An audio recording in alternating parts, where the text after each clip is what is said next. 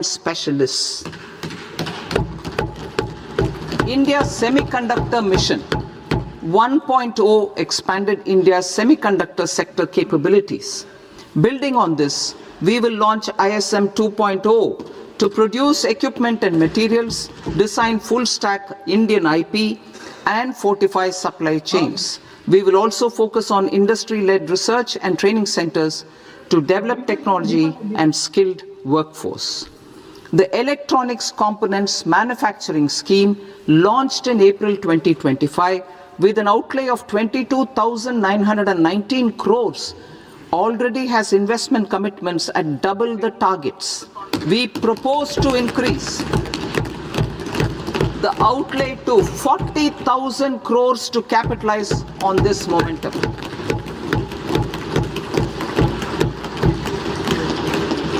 A scheme for rare earth permanent magnets was launched in 2025 November.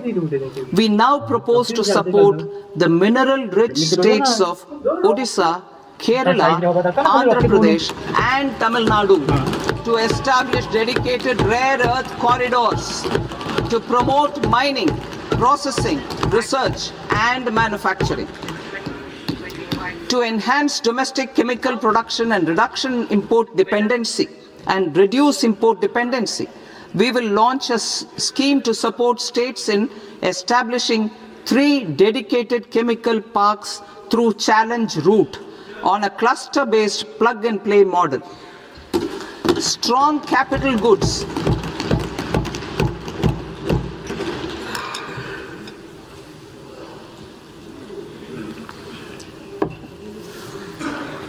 Strong capital goods capability is a determinant of productivity and quality across different sectors.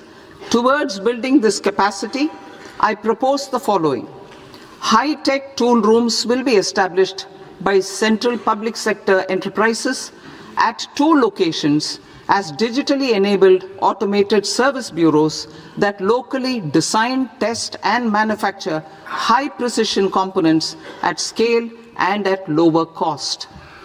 2. A scheme for enhancement of construction and infrastructure equipments will be introduced to strengthen domestic manufacturing of high value and technologically advanced CIE.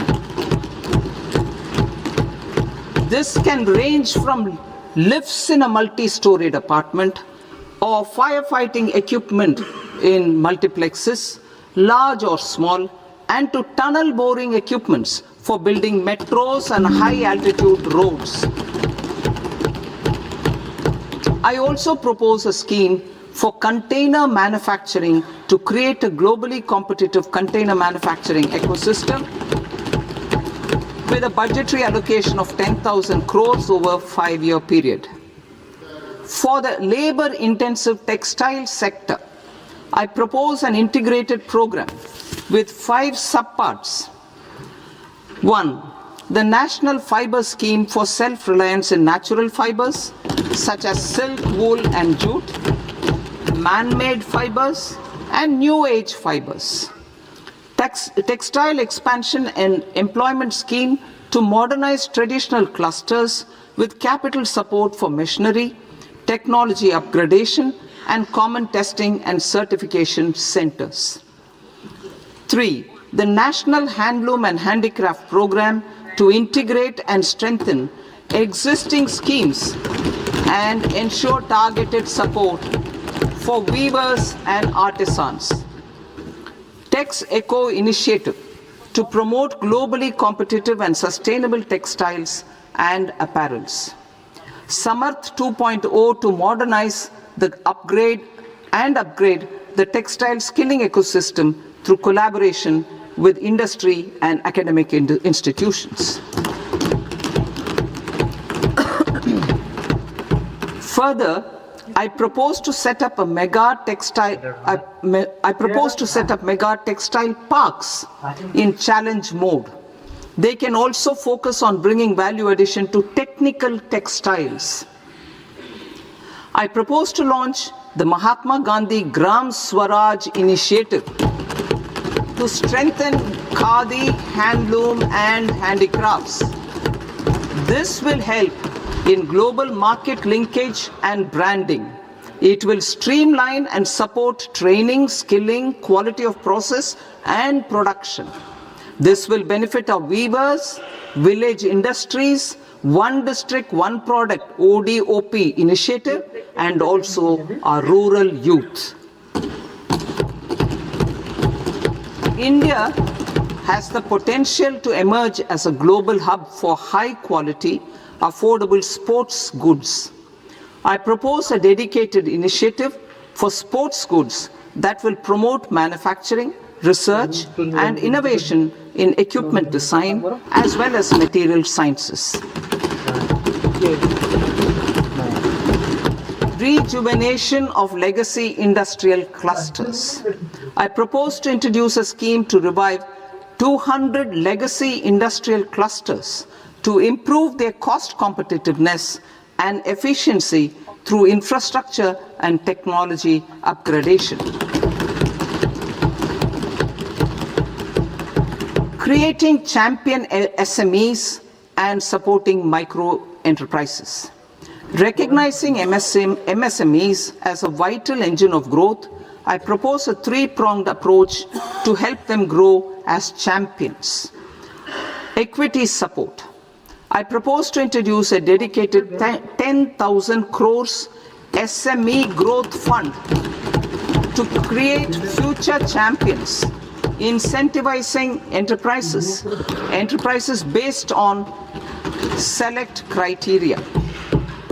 I also propose to top up the Self-Reliant India Fund set up in 2021 with 2,000 crores to continue support to micro enterprises and maintain their access to risk capital. Liquidity support. With TREDS, more than 7 lakh crore has been made available to MSMEs. To leverage its full potential, I propose 4 measures.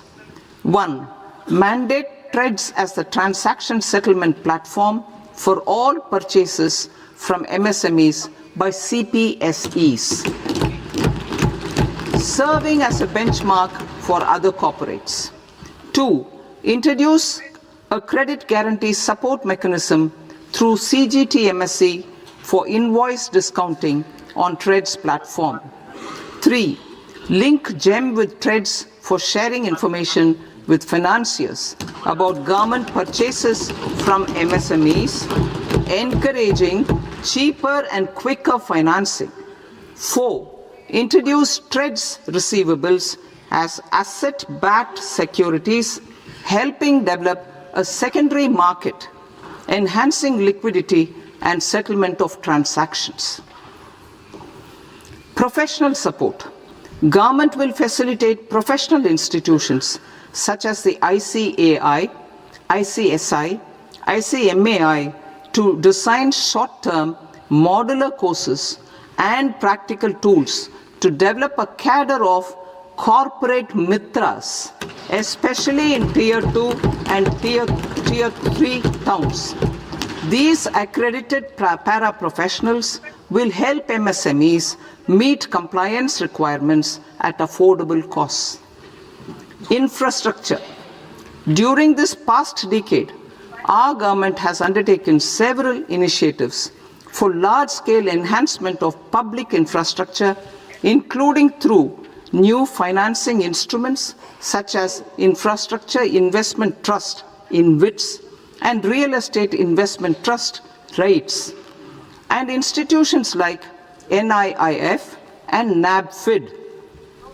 We shall continue to focus on developing infrastructure in cities with over 5 lakh population, that is Tier 2, Tier 3 cities, which have expanded to become growth centers.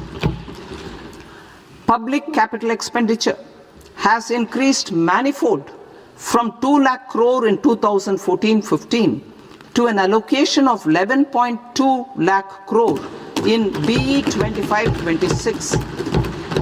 In this coming year, that is financial year 2026-27, I propose to increase it to 12.2 lakh crores to continue the momentum.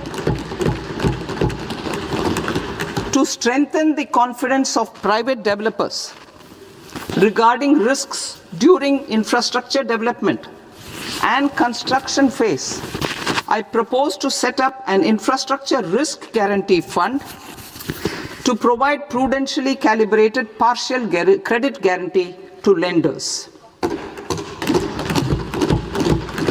Over the years, RITES have emerged as a successful instrument for asset monetization.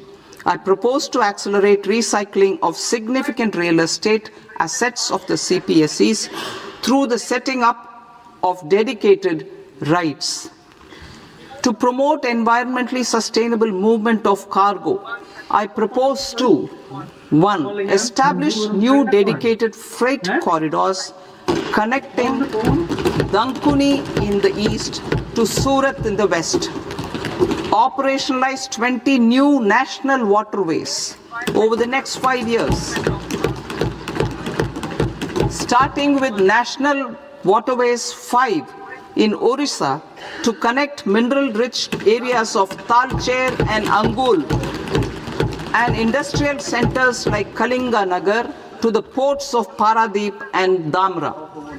Training institutes will be set up as regional centers of excellence for development of required manpower for these.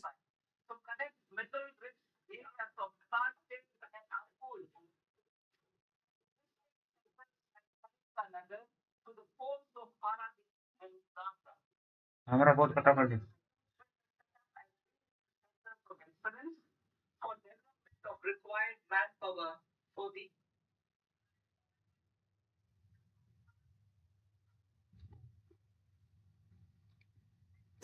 from rail to road to increase the share of inland waterways and coastal shipping from 6% to 12% by 2047.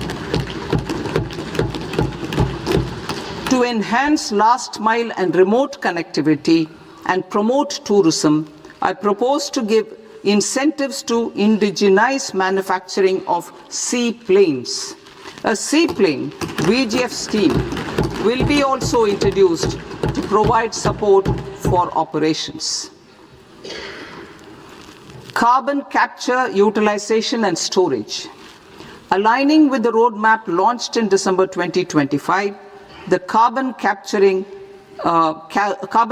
utilization and storage technologies at scale will achieve higher readiness and in end-use application across 5 industrial sectors, including power, steel, cement, refineries, and chemicals. An outlay of 20,000 crore is proposed over the next 5 years for this purpose. City economic regions. Cities are India's engines of growth, innovation, and opportunities. We shall now focus on Tier 2, Tier 3 cities, and even temple towns, which need modern infrastructure and basic amenities. This budget aims to further amplify the potential of cities to deliver the economic power of agglomerations by mapping city economic regions based on their specific growth drivers. An allocation of 5,000 crore per CER over 5 years is proposed for implementing their plans through a challenge mode with a reform-cum-result-based financing mechanism.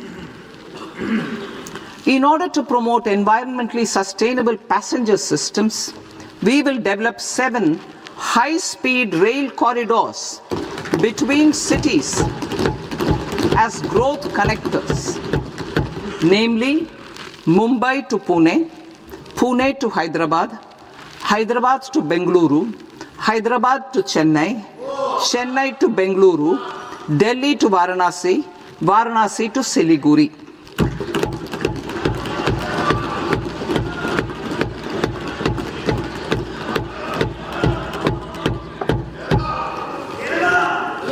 Financial sector. The Indian banking sector today is characterized by strong balance sheet, historic highs in profitability, improved asset quality, and coverage exceeding 98% of villages in the country. At this juncture, we are well placed to futuristically evaluate the measures needed to continue on the path of reform-led growth of this sector. I propose setting up a high-level committee on banking for Vikasit Bharat. High-level committee on banking for Vikasit Bharat to comprehensively review the sector and align it with India's next phase of growth, while safeguarding financial stability, inclusion, and consumer protection. The vision for NBFCs for Vikasit Bharat has been outlined with clear targets for credit disbursement and technology adoption in order to achieve scale and improve efficiency in the public sector NBFCs. As a first step, it is proposed to restructure the Power Finance Corporation and Rural Electrification Corporation. I propose a comprehensive review of the foreign exchange management non-debt instruments rules to create a more contemporary, user-friendly framework for foreign investments consistent with India's evolving economic priorities. Corporate bond market. I propose to introduce a market-making framework with suitable access to funds and derivatives on corporate bond indices. I also propose to introduce total return swaps on corporate bonds. Municipal bonds. To encourage the issuance of municipal bonds of higher value by larger cities, I propose an incentive of 100 crore rupees for a single bond issuance. 100 crore rupees for a single bond issuance of more than 1,000 crore. The current scheme under Amrit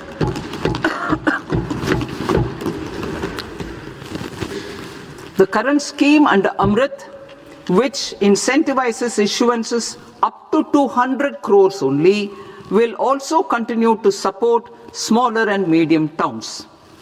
That will also continue to support the smaller and medium towns. Ease of doing business. Individual persons resident outside India, PROI, will be permitted to invest in equity instruments of listed Indian companies through the Portfolio Investment Scheme. It is also proposed to increase the investment limit for an individual PROI under the scheme from 5% to 10%, with an overall investment limit for all individual PROIs to 24% from the current 10%. Emerging technologies including AI. 21st century is technology driven. Adoption of technology is for the benefit of all people.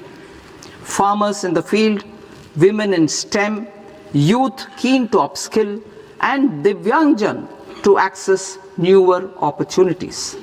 The government has taken several steps to support new technologies through AI Mission, National Quantum Mission, Anusandhan National Research Fund, and Research and Development and Innovation Fund.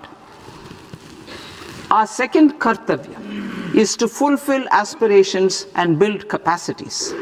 Close to 25 crore individuals have come out of multi-dimensional poverty through a decade of our government's sustained and reform-oriented efforts.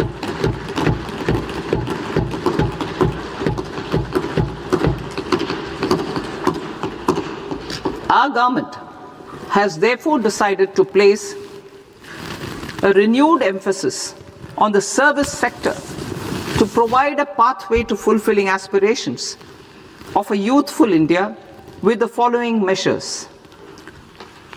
I propose to set up a high-powered Education to Employment and Enterprises Standing Committee to recommend measures that focus on services sector as a core driver of Vikasit Bharat. This will make us a global leader in services with a 10% global share by 2047. The committee will prioritize areas to optimize the potential for growth, employment, and exports. They will also assess the impact of emerging technologies, including AI, on jobs and skill requirements and propose measures thereof. To create a range of skilled career pathways, a new range of skilled career pathways for our youth, I propose interventions in the following sectors. Health. Existing institutions for allied health professionals will be upgraded and new AHP institutions established in private and government sectors. This will cover 10 selected disciplines, including optometry, radiology, anesthesia, OT technology, applied psychology and behavioral health, and add 1 lakh AHPs over the next 5 years. A strong care system covering geriatric and allied care services will be built. A variety of NSQF aligned programs will be developed to train multi-skilled caregivers, combining core care and allied skills such as wellness, yoga, and operation of medical assistive devices. In the coming year, 1.5 lakh caregivers will be trained.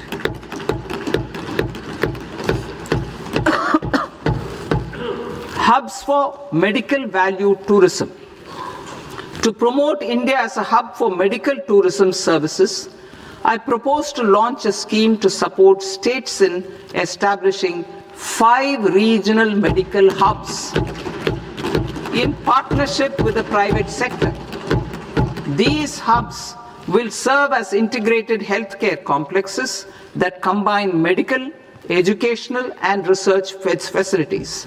They will have Ayush centers, medical value tourism facilitation centers, and infrastructure for diagnostics, post-care, and rehabilitation.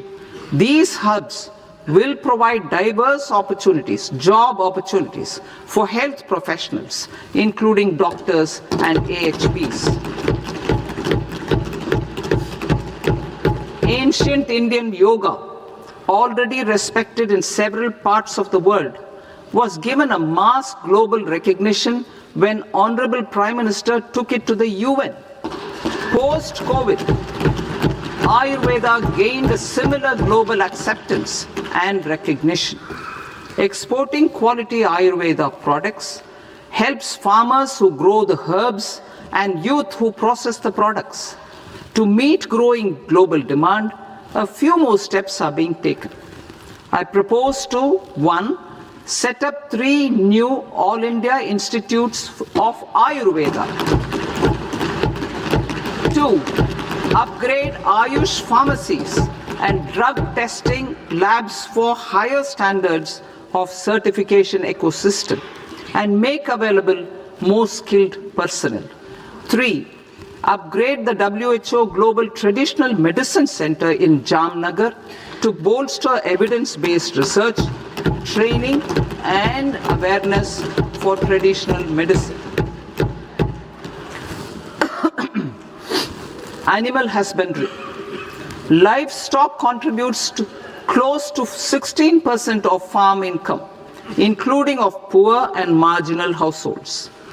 To scale up availability of veterinary professionals by more than 20,000, I propose to roll out a loan-linked capital subsidy support scheme for establishment of veterinary and para-veterinary colleges, veterinary hospitals, diagnostic laboratories, and breeding facilities in private sector. Collaboration between Indian and foreign institutions will also be facilitated. Orange economy. India's animation, visual effects, gaming and comics sector, AVGC sector, is a growing industry projected to require 2 million professionals by 2030. I propose to support the Indian Institute of Creative Technologies, Mumbai, in setting up ABGC Content Creator Labs in 15,000 secondary schools all over the country and 500 colleges. The Indian design industry is expanding rapidly, and yet there is a shortage of Indian designers. I propose to establish, through Challenge Route, a new National Institute of Design to boost design education and development in the eastern region of India. Education. Our government will support states through Challenge Route in creating 5 university townships in the vicinity of major industrial and logistics corridors. These planned academic zones will host multiple universities, colleges and research institutions, skill centers and residential complexes. In higher education, STEM institutions, prolonged hours of study and laboratory work pose some challenges for girl students. Through VGF, Viability Gap Funding and capital support, one girls' hostel will be established in every district.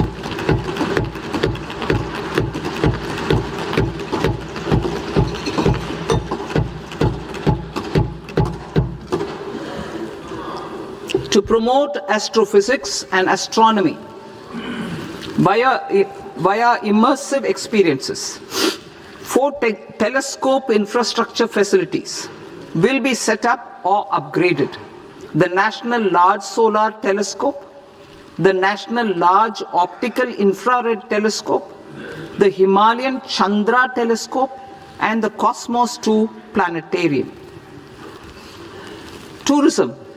The tourism sector has the potential to play a large role in the employment generation, forex earnings, and expanding the local economy. I propose to set up a National Institute of Hospitality by upgrading the existing National Council for Hotel Management and Catering Technology. It will function as a bridge between academia, industry, and government.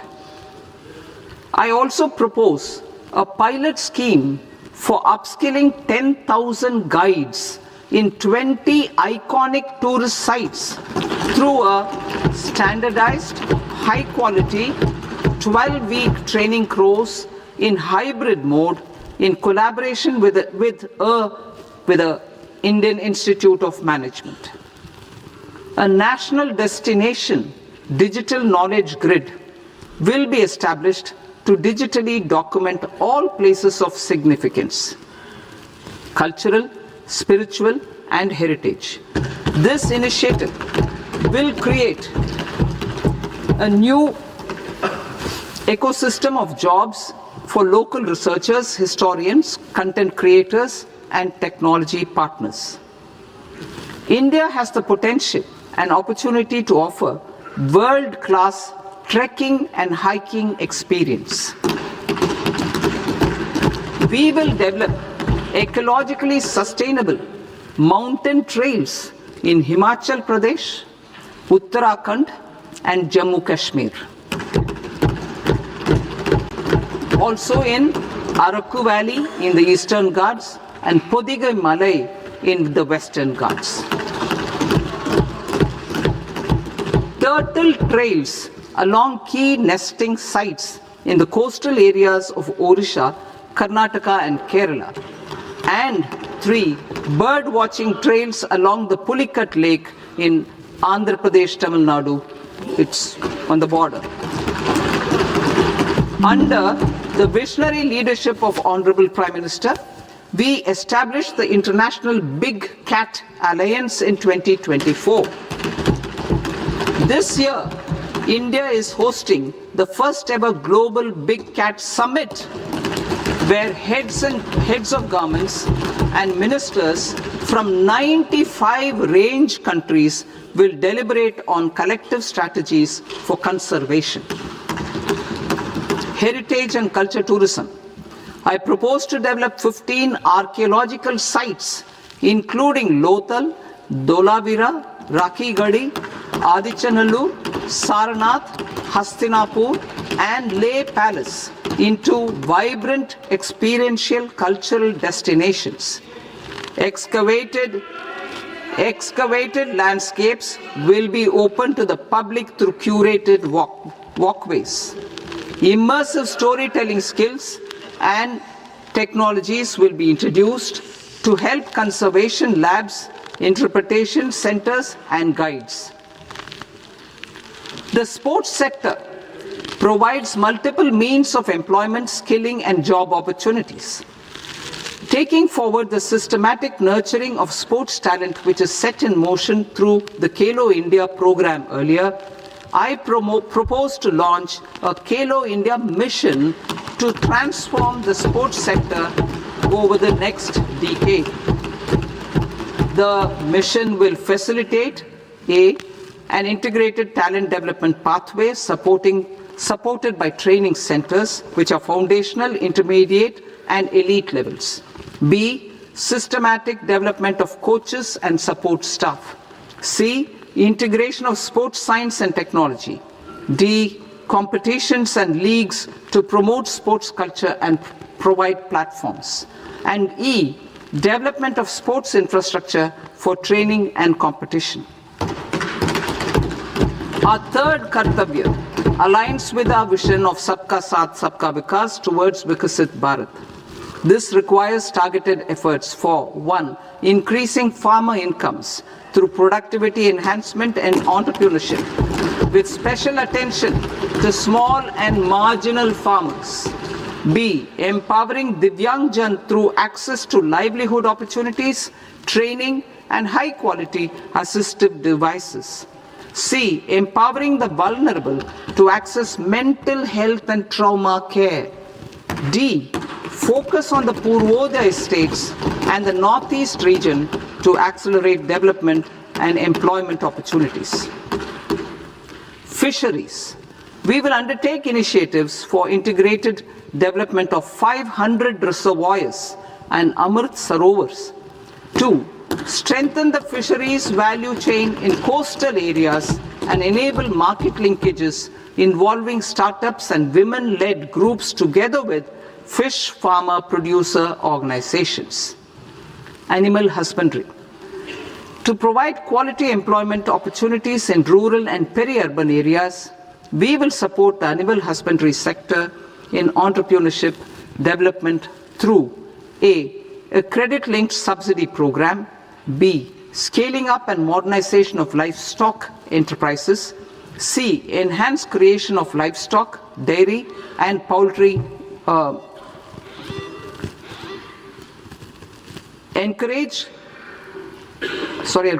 enhanced creation of livestock, dairy, and poultry-focused integrated value chains, and D, encourage creation of livestock farmer-producer organizations.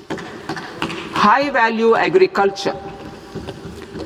To diversify farm outputs, increase productivity, enhance farmers' incomes, and create new employment opportunities, we will support high-value crops such as coconut, sandalwood, cocoa, cashew in the coastal areas, agar trees in northeast, and nuts such as almonds, walnuts, and pine nuts in our hilly regions. These, all of them, will be supported. India is the world's largest producer of coconuts. About 30 million people, including nearly 10 million farmers, depend on coconuts for their livelihood. To further enhance competitiveness in coconut production, I propose a coconut promotion scheme to increase production and enhance productivity through various interventions, including replacing and non-productive trees with new saplings or plants or varieties in major coconut growing states.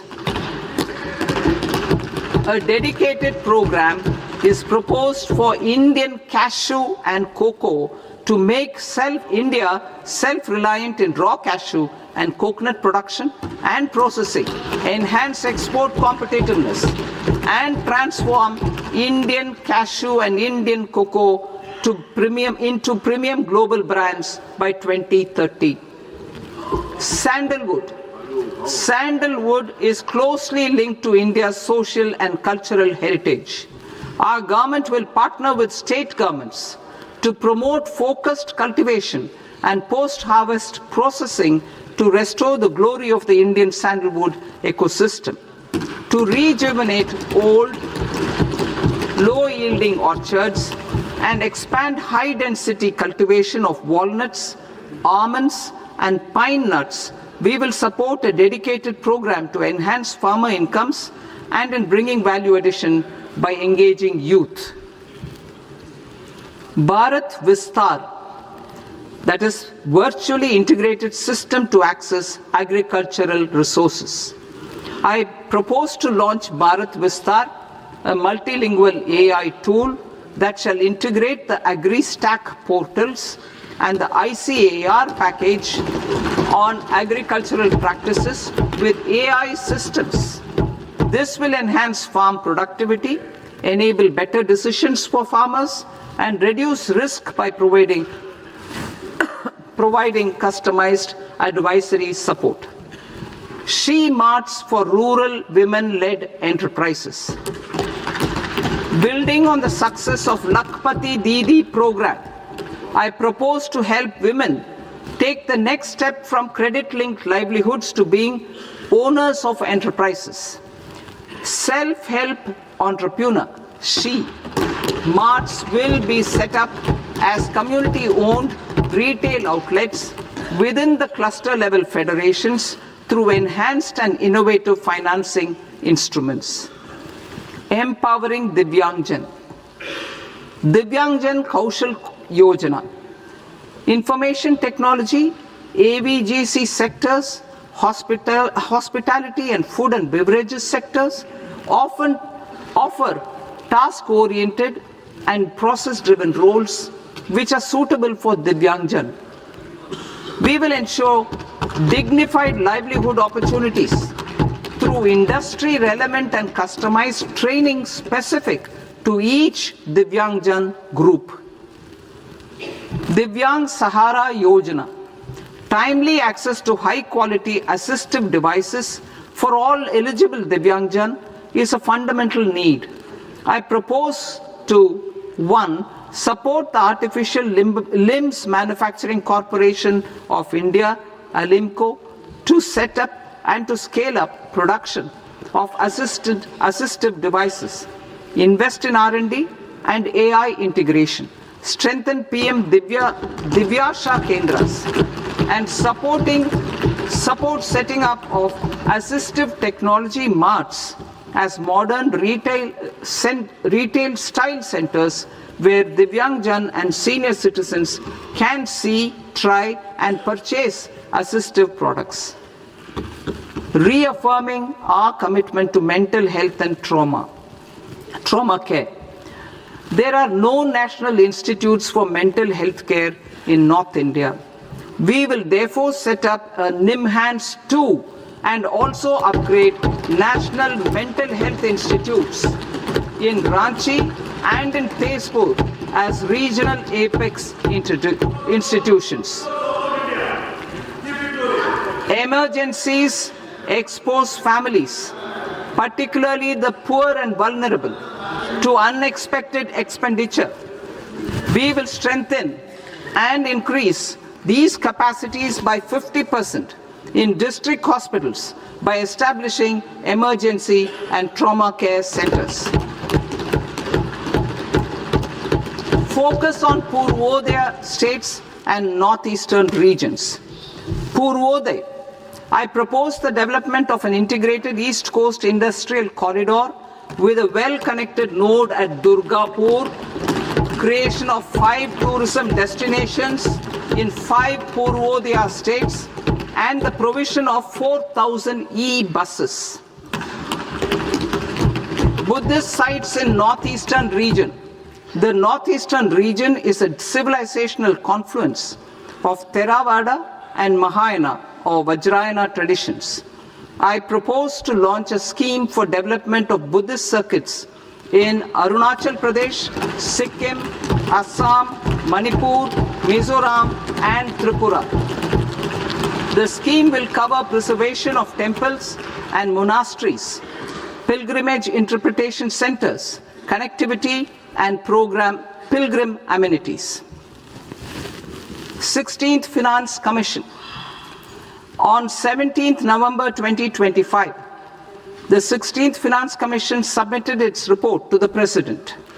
As mandated under Article 281 of the Constitution, the government is to lay the report along with the explanatory memorandum on the action taken report on the recommendations of the Commission in Parliament, which, Sir, Honourable Speaker, you've allowed me to do at the commencement of this session.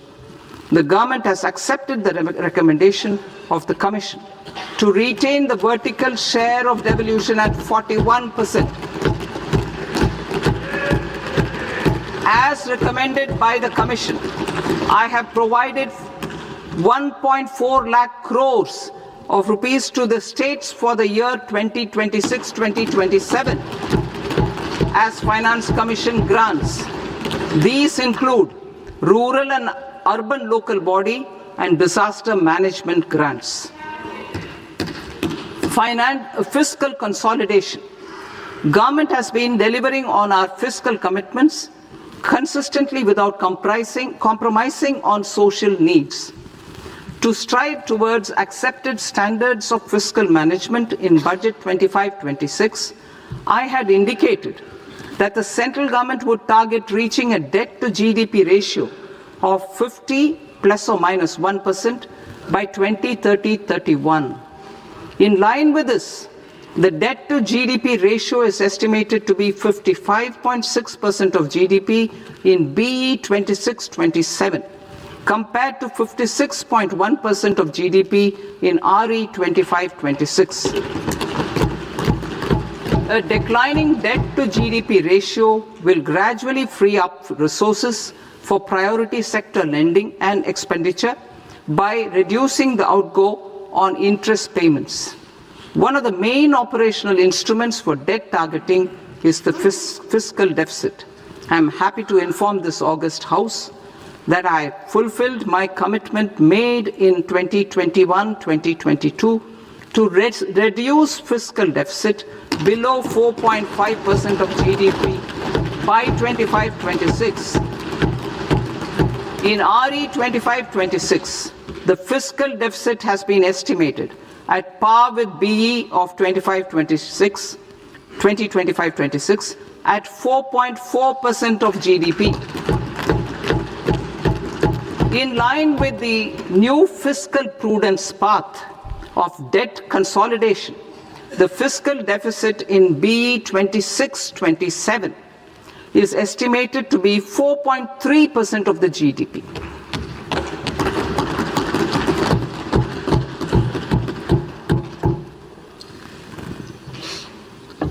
The revised estimates of the non-debt receipts are 34 lakh crore rupees, of which the centre's net tax receipts are 26.7 lakh crore. The revised estimate of the total expenditure is 49.6 lakh crore rupees, of which the capital expenditure is about 11 lakh crores. Budget estimates 2026 to 2027. Coming to 26-27, the non-debt receipts and the total expenditure are estimated as 36.5 lakh crore and 53.5 lakh crore respectively. The centre's net tax receipts are estimated at 28.7 lakh crore rupees. To finance the fiscal deficit, the net market borrowings from dated securities are estimated at 11.7 lakh crore rupees. The balance financing is expected to come from small savings and other sources. The gross market borrowings are estimated at 17.2 lakh crore rupees. I'll now move to Part B.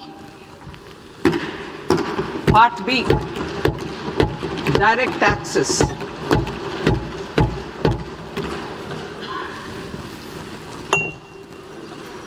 Honorable Speaker, sir, I now present my proposals on direct taxes. New Income Tax Act. In July 2024, I announced a comprehensive review of the Income Tax Act 1961. This was completed in a record time, and the Income Tax Act 2025 will come into effect from 1st April 2026. The simplified income tax rules and forms will be notified shortly, giving adequate time to taxpayers to acquaint themselves with its requirements. The forms have been redesigned such that ordinary citizens can comply without difficulty. Ease of living. I propose that any interest awarded by the Motor Accident Claims Tribunal to a natural person will be exempt from income tax, and any TDS on this account will be done away with. I propose to reduce TCS rate on the sale of overseas tour program package from the current 5% and 20% to 2% without any stipulation of amount. I propose to reduce TCS rate for pursuing education and for medical purposes under the Liberalized Remittance Scheme, popularly known as LRS, from 5% to 2%. Supply of manpower services is proposed to be specifically brought within the ambit of payment to contractors for the purpose of TDS to avoid ambiguity. Thus, TDS on these services will be at the rate of either 1% or 2% only. I propose a scheme for small taxpayers, wherein a rule-based automated process will enable obtaining a lower or nil deduction certificate instead of filing an application with the assessing officer. For the ease of taxpayer holding securities in multiple companies, I propose to enable depositories to accept Form 15G or Form 15H from the investor and provide it directly to various relevant companies. I propose to extend time available for revising returns from 31st December to up to 31st March with the payment of a nominal fee. I also propose to stagger the timeline for filing of tax returns. Individuals with ITR 1 and ITR 2 returns will continue to file till 31st July, and non-audit business cases or trusts are proposed to be allowed time till 31st August. TDS on sale of immovable property by a non-resident is proposed to be deducted and deposited through resident buyers and his or her PAN-based challan instead of requiring a TAN, which is a temporary accounting number. To address practical issues of small taxpayers like students, young professionals, tech employees, relocated NRIs, and such others, I propose to introduce a one-time 6-month foreign asset disclosure scheme for these taxpayers to disclose income or assets below a certain size. This scheme would be applicable for two categories of taxpayers, namely A, who did not disclose their overseas income or assets, and B, who disclosed their overseas income and or paid due tax but could not declare the asset acquired. For category A, the limit of undisclosed income or asset is proposed to be up to 1 crore rupees.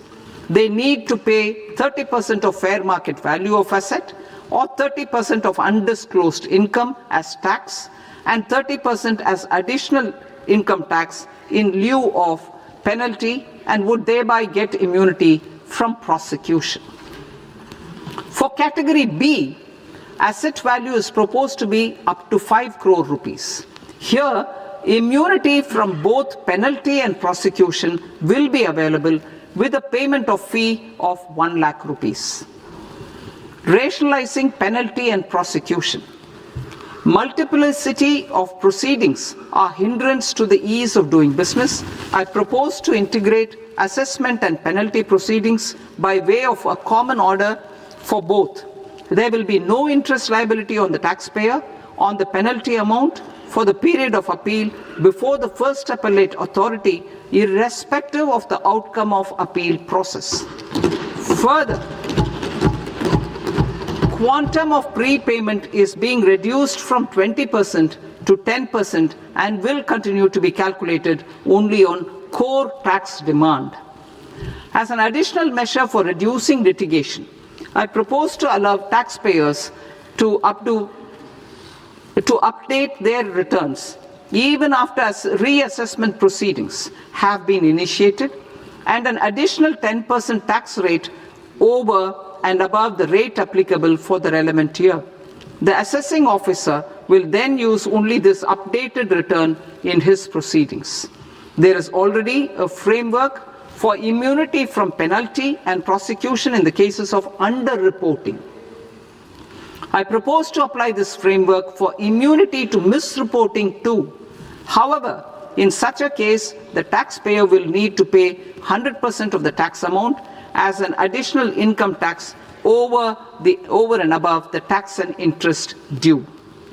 Penalties for certain technical defaults, such as failure to get accounts audited, non-furnishing of transfer pricing audit report, and default in furnishing statement for financial transactions are proposed to be converted into fee.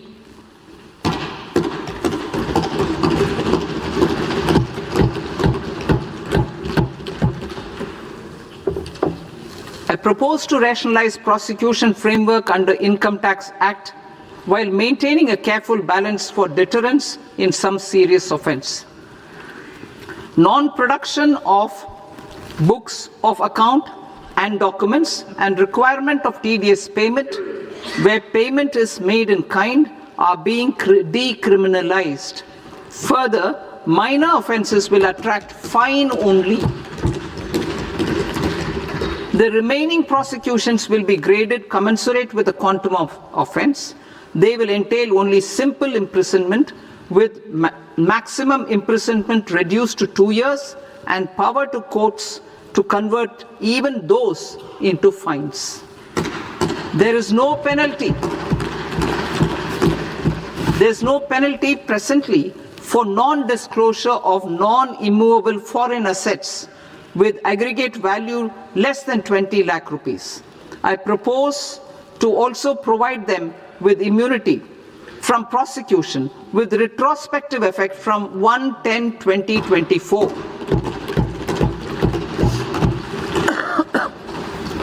Cooperatives. Deduction is already allowed to a primary cooperative society engaged in supplying milk, oilseeds, fruits or vegetables raised or grown by its members. I propose to extend this deduction to also include supply of cattle feed and cotton seed produced by its members. I propose to allow inter-cooperative society dividend income as deduction under the new tax regime to the extent it is further distributed to its members. I further propose to allow exemption for a period of 3 years to dividend income received by a notified national cooperative federation on their investments made in companies up to 31/1/2026. This exemption would be allowed only for dividends further distributed to its member cooperatives. Supporting IT sector as India's growth engine. India is a global leader in software development services, IT-enabled services, knowledge process outsourcing services, and contract R&D services relating to software development. These businesses and their segments are quite interconnected with each other.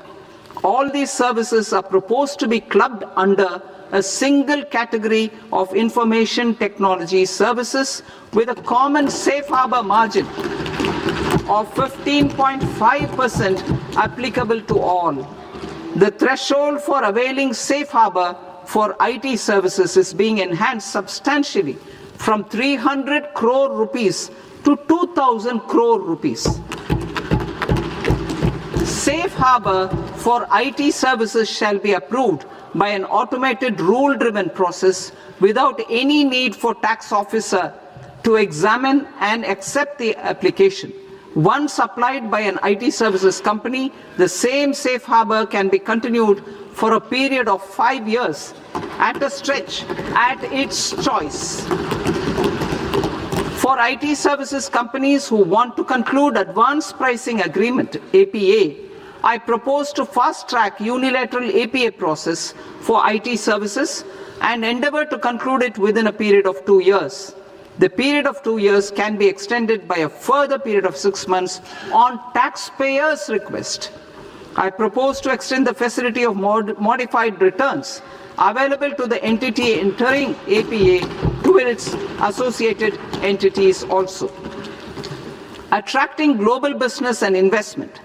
Recognizing the need to enable critical infrastructure and boost investment in data centers, I propose to provide tax holiday till 2047 to any foreign company that provides cloud services to customers globally by using data center services from India.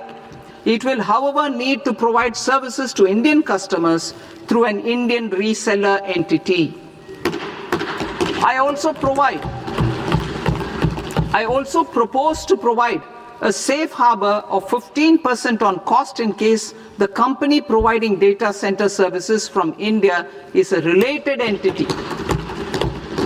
To harness the efficiency of just-in-time logistics for electronic manufacturing, I propose to provide safe harbor to non-residents for component warehousing in a bonded warehouse at a profit margin of 2% of the invoice value. The resultant tax of about 0.7% will be much lower than in competing jurisdictions. To provide fillip to toll manufacturing in India, I propose to provide exemption from income tax for 5 years to any non-resident who provides capital goods, equipment, or tooling to any toll manufacturer in a bonded zone. To encourage vast pool of global talent to work in India for a longer period of time, I propose to provide exemption to global, non-India sourced income of a non-resident expert for a stay period of 5 years under notified schemes. I propose to provide exemption from minimum alternate tax, the MAT, to all non-residents who pay tax on presumptive basis. Tax administration. I propose to constitute a joint committee of Ministry of Corporate Affairs and Central Board of Direct Taxes for incorporating the requirements of income computation and disclosure standards, the ICDS, in the Indian Accounting Standards, IND AS itself. Separate accounting requirement based on ICDS will be done away with from the tax year 27-28. To support Prime Minister Modi's vision of homegrown accounting and advisory firms to become global leaders, I propose to rationalize the definition of accountant for the purposes of safe harbor rules. Other tax proposals. Change in taxation of buyback was brought in to address the improper use of buyback route by promoters. In the interest of minority shareholders, I propose to tax buyback for all types of shareholders as capital gains. However,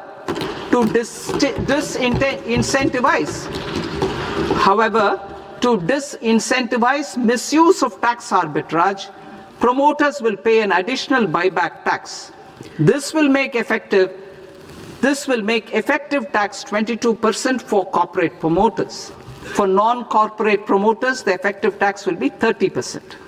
TCS rate for sellers of specific goods, namely alcoholic liquor, scrap, and minerals, will be rationalized to 2%, and that on Tendu leaves will be reduced from 5% to 2%.